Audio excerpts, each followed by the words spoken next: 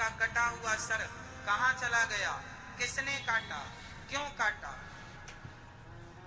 कथा बड़ी अद्भुत है, शंकर जी की कथा है। शंकर जी के घर में शंकर जी भगवान से कितना प्यार करते हैं, ये मैं अब आपको बताने जा रहा हूं, जरा ध्यान पूर्वक सुनिएगा। माता पार्वती और शंकर अपना गृहस्थ जीवन में चले गए, रति सुख का आनंद ले रहे थे। शिव जी रति सुख का आनंद ले रहे थे, तभी उनके यज्ञ में, उनके इस रति सुख में देवताओं ने जाकर के उनके इस सुख में व्यवधान उत्पन्न कर दिया। शंकर जी माता पार्वती बड़े क्रोध में आ गए, बाहर निकलकर दरवाजा खोलकर देखा देवता दरवाजा खटखटाए जा रहे हैं। बड़ा क्रोध आया माता पार्वती को। माता पार्वती ने श्राप दे दिया देवताओं को, जाओ तुम देवताओं के कारण मैं गर्भवती ना हो पाई। उस समय शिव पार्वती गर्भाधान करने की स्थिति में थे। माता पार्वती के गर्भ में शंकर जी का तेज स्थापित होने वाला था। मैं गर्भवती ना हो पाई, आज के बाद तुम देवताओं की कोई पत्नी आज के बाद कोई संतानों को जन्म नहीं देगी, तुम्हारे अंदर संतान उत्पन्न करने की क्षमता नष्ट हो जाएगी। तब से देवताओं के कोई बच्चे नहीं होते। आपको पता है देवताओं की जो देवांगनाएं होती हैं वो सदा ही बांझ होती, उनके कोई संतान नहीं होती कभी। श्राप है ये माता पार्वती का। जो पहले तक हो चुके थे, जैसे देवता इंद्र का बेटा जयंत पहले हो चुका था, जिनके जितने हो चुके उतना ही, उसके बाद फिर देवताओं की कोई संतान नहीं। इसलिए देवता 33 करोड़ के 33 करोड़ ही है, ना कम होते हैं ना ज्यादा होते। संतान ही नहीं होती, उनकी माता पार्वती का श्राप हो गया। इसलिए देवताओं की पत्नियां कभी बच्चों को जन्म नहीं देती। इतना समझ में आ गया। अब शंकर जी बाहर आए। शंकर जी ने कहा तुमने क्यों हमारा सुख बिगाड़ा, बताओ। देवताओं ने कहा महाराज क्षमा करिए, तारकासुर बहुत सता रहा है। तारकासुर नाम का उस समय एक असुर था, बहुत सता रहा था। शंकर जी ने कहा चिंता ना करो। अब माता पार्वती ने शंकर जी से हाथ जोड़ के कहा हे भोलेनाथ, अब आप ही बताइए कि मैं आपकी पत्नी हूं, अब मैं मां कैसे बनूंगी, कब बनूंगी, मुझे बताइए। तब शंकर जी ने कहा 1 साल तक तुम कठिन एक यज्ञ करो, एक व्रत करो, उस व्रत को करने के बाद तुम पुनः मां बन पाओगी।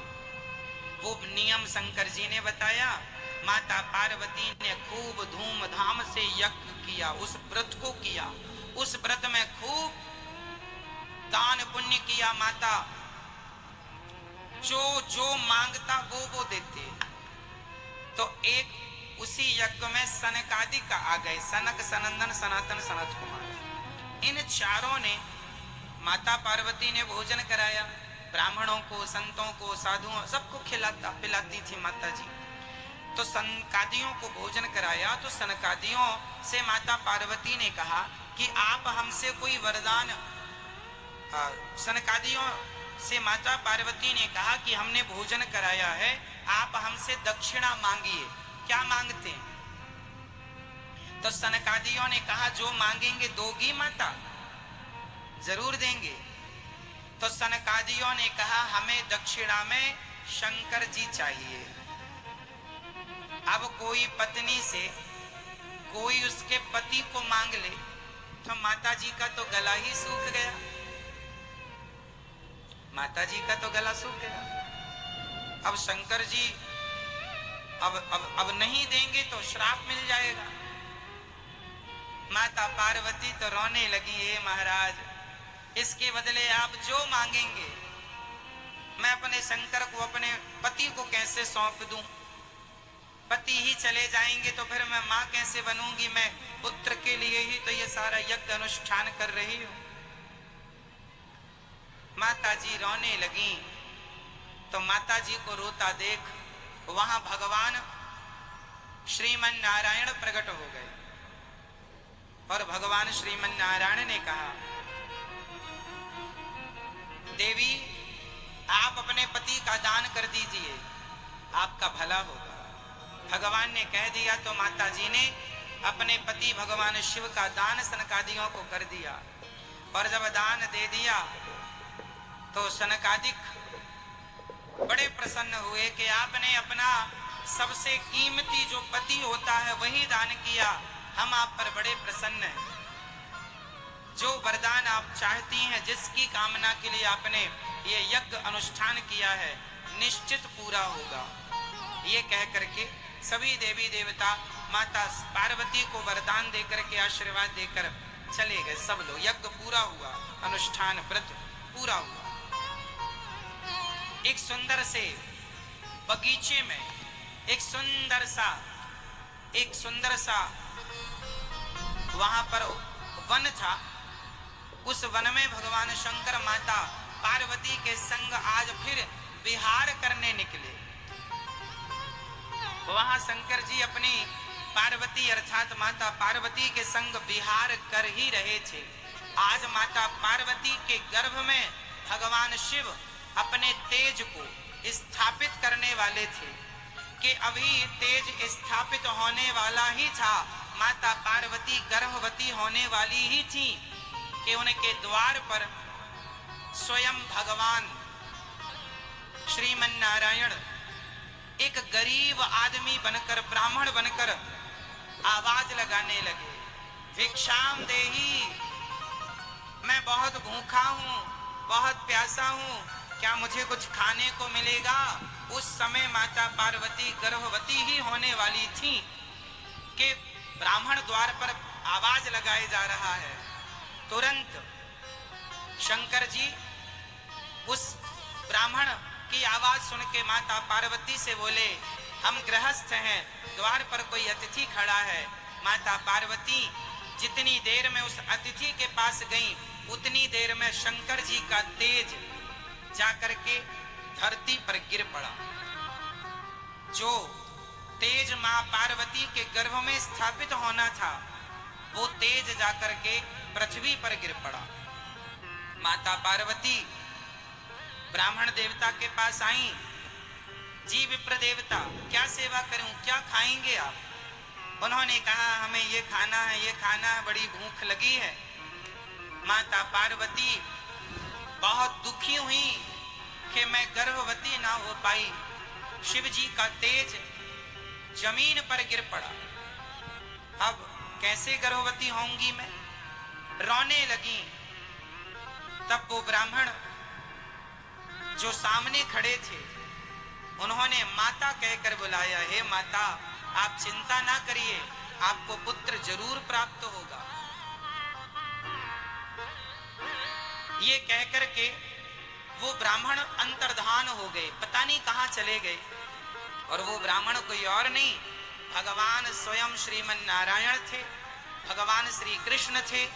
तुरंत वो एक सुंदर से पुत्र के रूप में माता पार्वती जिस बिस्तर पर अभी बैठी थी, उसी पलंग पर जाकर के नन्हा सा बालक के रूप में भगवान प्रकट हो गए। जैसे यशोदा के यहाँ, जैसे देवकी के यहाँ कृष्ण भगवान प्रकट हुए थे, भय प्रकट कृपाला दीन दयाला, जैसे कौशल्या के यहाँ स्वयं राम प्रकट हुए थे, ऐसे माता पार्वती के यहाँ आज स्वयं भगवान नारायण गणेश के रूप में प्रकट हो गए। मां, मैं आपका बेटा बनूंगा। ब्राह्मण तो गणेश के रूप में प्रकट हो गए, नन्हा सा बालक। माता जी बाहर खड़ी, तभी आकाशवाणी हुई, देवी आपको पुत्र की प्राप्ति हो गई है, आप जाओ अपने पुत्र को प्यार करो। माता पार्वती अंदर गई तो वो नन्हा सा बालक बहुत सुंदर माता पार्वती के उसी बिस्तर पर था जिस बिस्तर वो अभी थोड़ी देर पहले बैठी थी।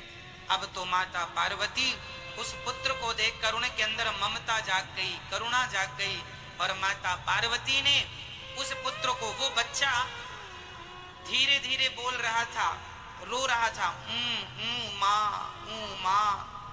माँ। तो गणेश जी ने, जो माता पार्वती का एक नाम है उमा, माता जी का एक नाम क्या है? उमा। उमा कहूं मैं अनुभव अपना, ये जो माता पार्वती जी का एक नाम उमा है, ये नाम पार्वती जी को भगवान गणेश जी ने प्रदान किया है। उमा उमा उमा, ऐसे ऊ करके रो रहे थे ना भगवान गणेश जी, ऊ करके, बच्चा कैसे रोता, ऊ करके रो रहे थे, तो उनके मुख से माँ भी निकल रहा था, माँ माँ, तो उमा उनका नाम पड़ गया। तो माता पार्वती ने बच्चे को उठाया, अपना दूध पिलाया, शंकर जी आए, शंकर जी ने देखा, अरे देवी, ये पुत्र स्वयं गणेश जी जो हैं वो साक्षात भगवान कृष्ण के अवतार ही हैं, गणेश जी साक्षात भगवान कृष्ण है, ऐसा हम मन से नहीं कह रहे हैं। आप ब्रह्म वैवर्त पुराण पढ़ लीजिएगा, किसी को देखना है तो मैं आपको दिखा सकता हूं कि ये बातें कहां लिखी हैं, पुराण में लिखी। कई लोग कहते हैं ना कि माता पार्वती के मैल से उन्होंने एक गणेश जी बना, ये सब बातें झूठी हैं, ये सब गलत कथाएं समाज में प्रचारित की गई, इनका कोई और छोर नहीं है। असली बात यह है जो पुराण में लिखा गया है वो यही है कि भगवान श्री कृष्ण ही, भगवान श्रीमन नारायण ही माता पार्वती के पुत्र रूप में, गणेश रूप में भगवान श्री मन नारायण ही, कृष्ण ही गए। तो अब देखो यहां तक समझ में आया, अब आगे चलते हैं। अब यहां भगवान गणेश जी का जन्म हुआ, गणेश जी का उत्सव, उस समय गणेश जी हमारे आपके जैसे मनुष्य ही थे, भगवान थे, अर्थात मुंह हमारी तरह आपकी तरह था। अभी उत्सव चालू हुआ, माता पार्वती मां बन गई हैं। अच्छा, माता पार्वती ना, अब उनको ये नहीं लग रहा कि ये मेरे गर्भ से नहीं, नहीं मेरा ही बेटा है, ऐसा उनने माना, उनसे ही प्रकट हुआ ऐसा उनने मान लिया। भगवान तो प्रकट होते हैं, गर्भ से तो आते नहीं है, भगवान अयोनी है ना, अयोनिज है, भगवान का जन्म गर्भ से नहीं होता, भगवान तो सदा प्रकट होते, भय प्रकट कृपाला। हम और आप ना माँ की योनि से पैदा होते हैं, भगवान योनि से पैदा नहीं होते। भगवान का एक नाम है अयोनिजा, जो योनि से कभी पैदा ना हो वो है अयोनिज, जो योनि से कभी प्रकट नहीं होते, प्रकट होते, वो प्रकट होते हैं, भय प्रकट कृपाला तमद्भुतम बालकम अम्बुजेक्षण, प्रकट होते हैं। तो गणेश जी प्रकट हो गए, माता पार्वती ने स्तनपान कराया, दूध पिलाया और खूब आनंद से खूब उत्सव मनाया। अब पार्वती जी के बेटा हुआ है, सब देखने आए दूर दूर से, तो सब देखने आए, उनमें शनि भी आए थे। अब आगे की कथा समझिएगा, कौन आया? शनि। तो शनि मुंह लटका के खड़े थे ऐसे। माता पार्वती ने कहा कि सबने मेरे छोरा को आशीर्वाद दिया, सबने खूब दुआएं दी, ब्रह्मा जी आए, विष्णु जी आए, सब देवी इंद्र आए, सबने आशीर्वाद दुआएं दी, तुम आए हो तो मुंह लटका के खड़े हो, क्यों? आशीर्वाद दो। शनि जी बोले मेरी दृष्टि बहुत बुरी है। पार्वती जी बोली कोई दृष्टि वृष्टि बुरी नहीं है, तुम तो दर्शन। पार्वती जी ने कहा दर्शन दो और आशीर्वाद दो। शनि बोले देखूं? हाँ हाँ देखो। शनि की दृष्टि पड़ते ही गणेश जी का सिर धड़ से अलग हो गया। आप लोग ये सुनते हैं कि शंकर जी ने सिर काटा था, अन्य पुराणों में कहीं कहीं पर यह भी लिखा है कि शंकर जी ने सिर काटा, क्योंकि गणेश जी उस समय माता पार्वती की सेवा में थे। माता जी ने कहा था कोई अंदर ना आए, तो शंकर जी आए तो शंकर जी को भी रोका। ये भी कथा हम लोग सुनते हैं। तो सुनो, ये कथा भी सत्य है कि शंकर जी ने सिर काटा, और ये कथा भी सत्य है कि शनि की दृष्टि पड़ते ही सिर खंडित हुआ। अब ये दोनों कथाएं सत्य कैसे हो सकती हैं? तो मैं आपको समझाऊं। गणेश जी का जन्म कोई एक बार नहीं हुआ, हर कल्प में गणेश जी का जन्म होता, हर कल्प में जैसे प्रधानमंत्री 5 साल के होते हैं, हाँ या ना? प्रधानमंत्री किसी का नाम नहीं है, प्रधानमंत्री एक पद होता है 5 साल के। उसी प्रकार गणेश जी एक पद है, उस पद पर आज आप बैठे हैं तो आज आप गणेश जी बनेंगे। पार्वती जी पिछली बार सती थी, फिर उनका जन्म पार्वती के रूप में हुआ। इसके पहले भी माता पार्वती के कई जन्म हो चुके हैं। तो जो पिछले गणेश थे, पिछले जन्म की पार्वती के बेटे थे, उनका सिर तो शंकर जी ने काटा था। भाई अनेक कल्पों की कथाएं हैं ना, जैसे राम जी ने रावण को मारा, तो किस रावण को मारा? एक रावण प्रताप भानु नाम का रावण था, रामचरितमानस में लिखा है सब। एक रावण बना प्रताप भानु, एक रावण बना जय और विजय, एक रावण बना तुलसी के पति वृंदा जालंधर।